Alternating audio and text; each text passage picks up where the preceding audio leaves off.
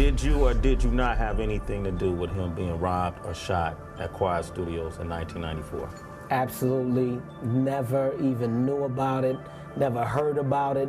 Promise to pay back Jimmy Henchman in due time. Set me up, wet me up, get stuck me up. Heard the guns bust, but you tricks never shut me up. You know, my issue was really more with Jimmy Henchman. And then, you know, as we leaving, I left the Apollo around the corner. My Bentley got shot up, but luckily I was in my bulletproof truck behind the Bentley. Henchman and them were supposed to come through, and I guess they gun jammed, but we had God on that side, and they backed out on the hit, but we had straps too. Your mom's house got shot up afterwards. Was your mom and your sister in the house? Nah, my mom's wasn't there, my sister was there. He was into it with my homeboy Jimmy Henchman. You know what I mean? And when Suge got shot, I was in Miami. They were beefing. Cause when Suge done f***ed up the Vibe Awards. When Suge got shot in Miami, who said it? When you was in Miami, you was in his turf.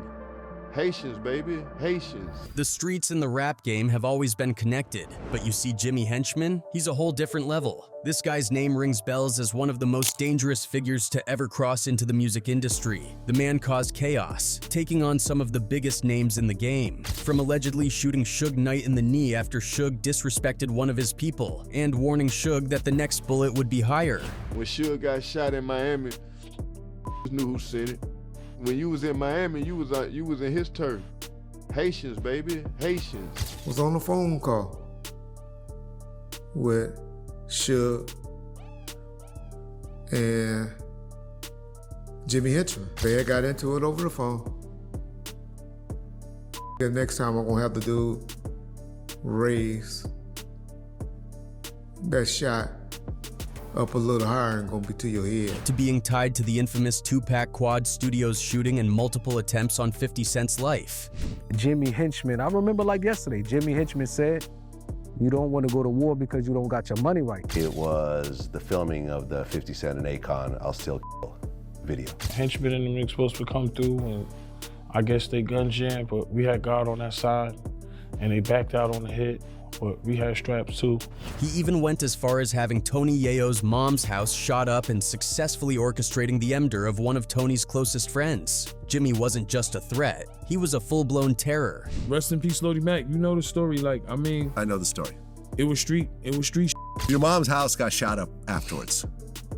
Was your mom and your sister in the house?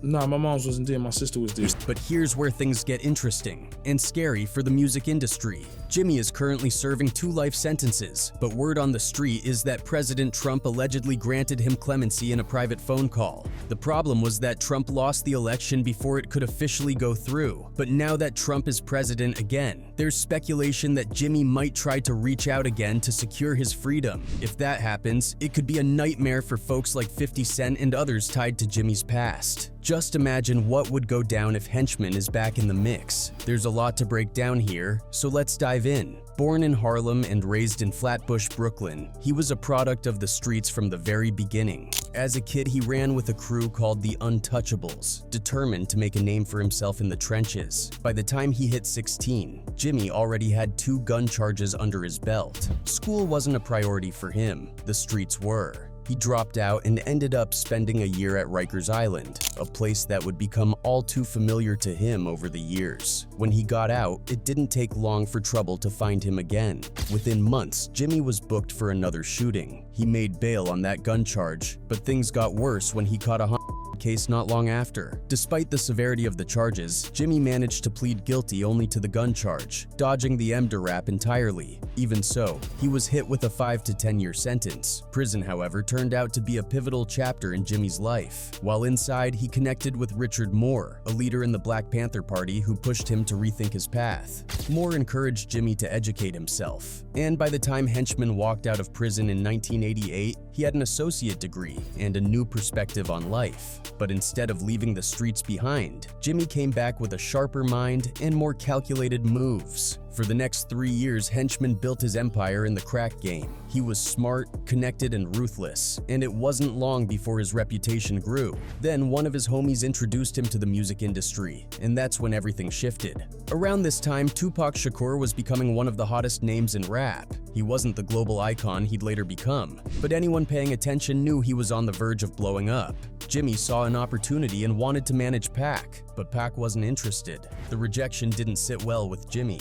And what happened next changed the course of hip-hop forever. Henchman was tight with Haitian Jack, a notorious figure in the streets. Pac met Jimmy through Jack, despite warnings from Biggie to steer clear. Back then, Biggie and Pac were cool, but the introduction of Haitian Jack and Jimmy Henchman into Pac's circle marked the beginning of the end for their friendship. Pac wasn't interested in Jimmy's management, but Henchman still found a way to do business with him. Jimmy allegedly offered Pac $7,000 to feature on a track for his artist Little Sean. At the time, Pac was dealing with an expensive SA case and needed the money, so he accepted. On the night of the recording, Pac rolled up to Quad Studios in Times Square with his crew, including his friend Stretch. Puffy and Biggie were upstairs in the same building, but Pac never made it to them. As soon as Pac walked into the studio lobby, 3 gunmen ambushed him. They shot and robbed him, leaving him wounded and furious. December 1st, 1994. The rare, raw footage of Tupac Shakur in a wheelchair the morning after he was shot. Pac believed it wasn't a random robbery. He was convinced it was a setup. He publicly accused Puffy, Biggie, Henchman, and others of orchestrating the attack. That night sparked the infamous East Coast versus West Coast feud, a beef that would ultimately claim the lives of both Pac and Biggie. Pac didn't hold back. On his track Against All Odds, he directly called out Henchman with the lines, "Promise to pay back, Jimmy Henchman, in due time. Set me up, wet me up, dude stuck me up. Heard the guns bust, but your tricks never shut me up." Promise to pay back, Jimmy Henchman, in due time. For years, Henchman denied any involvement. Did you or did you not have anything to do with him being robbed or shot at Quad Studios in 1994? Absolutely never even knew about it, never heard about it. But in 2011, a man named Dexter Isaac, an old associate of Jimmy's who was serving a life sentence, came forward with a bombshell claim. Isaac said Jimmy had paid him $2,500 to rob Pac and even let him keep all the jewelry they snatched, except for one ring that Jimmy wanted for himself. Isaac also claimed that Stretch, Pac's close friend, was in on the setup. Jimmy allegedly gave Stretch a quarter brick of coke as payment for lining Pac up. A year after the robbery, Stretch was offed in a drive-by shooting. Pac addressed the betrayal on Against All Odds, rapping, "And that dude that was down for me, restin' dead. Switch sides, guess his new friends wanted him dead." Despite Isaac's confession and Pac's accusations, Henchman continued to deny everything. However, during a confession in an unrelated drug case, he allegedly admitted to being involved in the Quad Studios shooting. Still, no charges were ever brought against him for the incident. But Jimmy wasn't done making waves in the hip-hop world. His next major beef would be with 50 Cent and G-Unit, and it was even more explosive. Their feud led to shootings, violent and the emigre of one of 50's close associates. This war with 50 Cent ultimately resulted in Jimmy receiving his second life sentence. By the early 2000s, Jimmy Henchman was making serious moves in the music industry, managing big names like The Game. At the time, The Game was one of the hottest rappers out, and he had just signed with Dr. Dre, who then connected him with 50 Cent. On paper, this looked like the ultimate power move. 50 was on top of the world with G-Unit, and Dre's involvement gave The Game instant credibility. For a moment, it seemed like these two would dominate the rap game together. But things didn't stay smooth for long. According to Henchman, 50 started feeling some type of way about The Game's solo success. Game wasn't just another member of G-Unit. He was a rising star in his own right, and that didn't sit well with 50. The tension really blew up when Game refused to jump into all of 50's beefs with other rappers. That was enough for 50 to kick him out of G-Unit, sparking one of hip-hop's most infamous feuds. Noise, man. Don't hate me. I ain't the bad guy, man. And it's still fuck 50.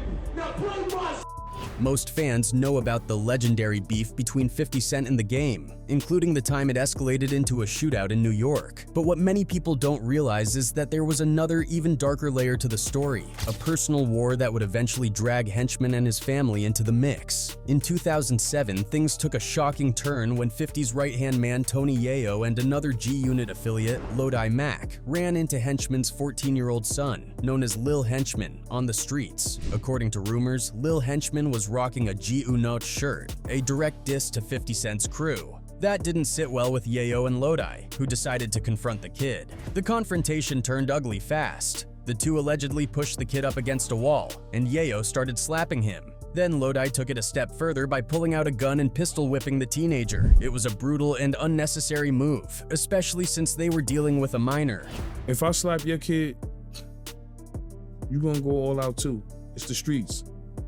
You know, rules got violated, and it is what it is. Both Yayo and Lodi were arrested for the assault. While Yayo's charges were eventually dropped, Lodi pleaded guilty to aggravated and was sentenced to a few years in prison. The assault on Lil Henchman didn't go unanswered. Before Yayo even went to court, someone shot up his mother's house. Most people in the streets believe this was Henchman's way of sending a message. While no one was hurt in the shooting, it was a clear escalation in the feud, and it marked the point where things went from petty beef to something far more dangerous. Your mom's house got shot up afterwards.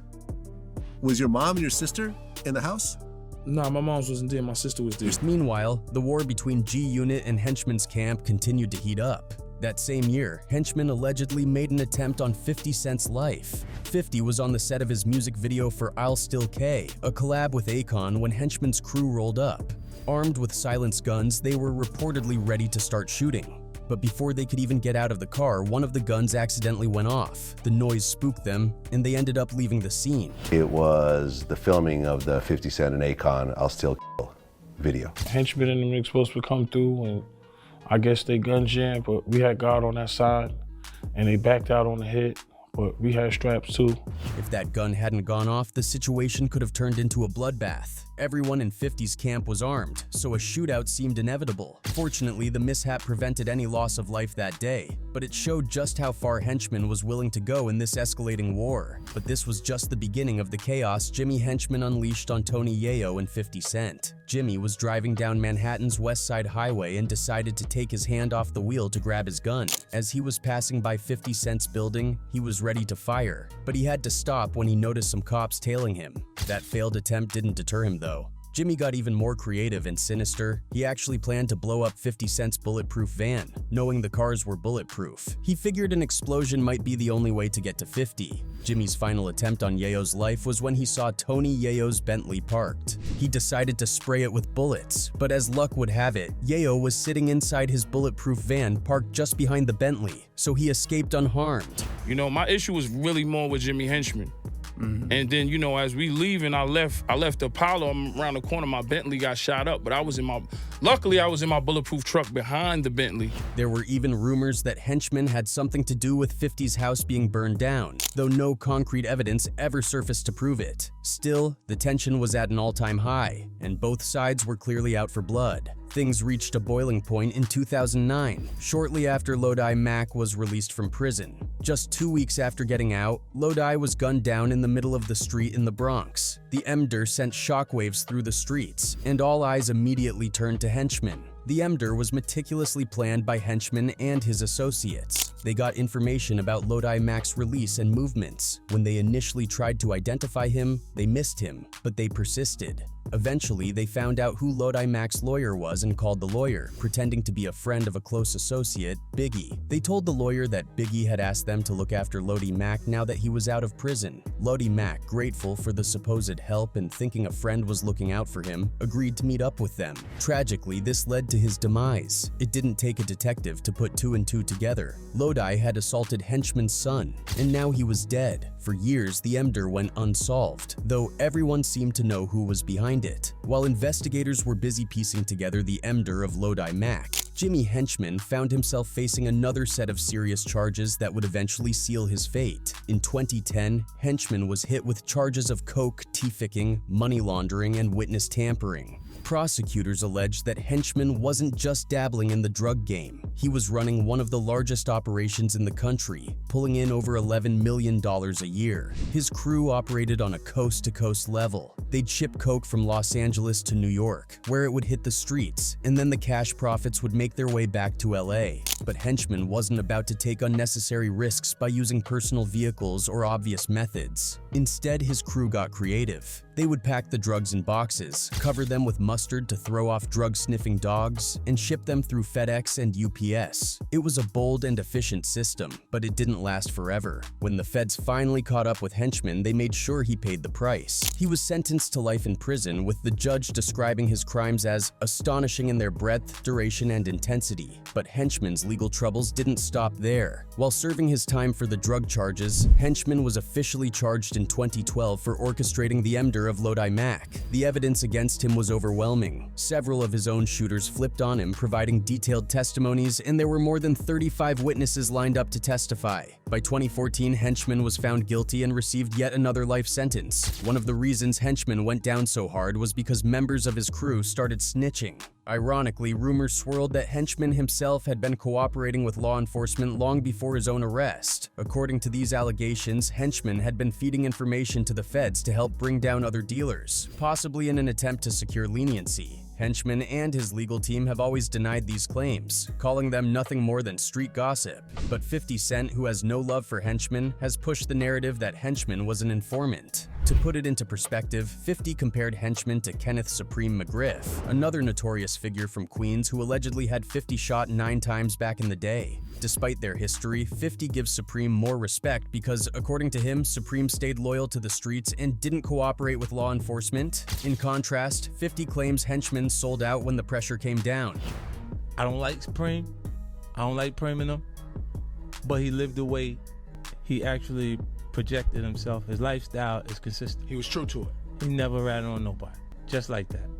You see what I'm saying? And Jimmy's a different kind of guy. He told on everybody. He solved the last 10 years of criminal activity in New York City in 10 minutes. On May 22, 2012, 50 Cent dropped a mixtape called The Lost Tape. On the song Complicated, he took shots at Jimmy Henchman and his emder trial, even calling him out for being a rat and snitching to lessen his sentence.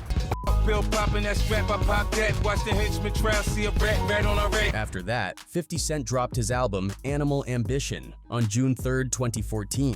One track in particular, Hold On, references the incident where Tony Yayo smacked Jimmy Henchman's son. Jimmy wasn't about to let that slide and fired back, denying that he snitched and claiming that 50 Cent was actually going to testify against him. 50, always one to keep the drama going, took to Instagram and posted a picture of Jimmy's paperwork with the caption, "Old Gangsta Jimmy, shake my head LMAO, washed up, hashtag Jimmy Snitchman." 50 Cent would continue his Instagram tirade until Jimmy recorded his reaction to receiving 2 life sentences. And I want to apologize to those that I let down for letting some play me. I just didn't know that these dudes was that jealous.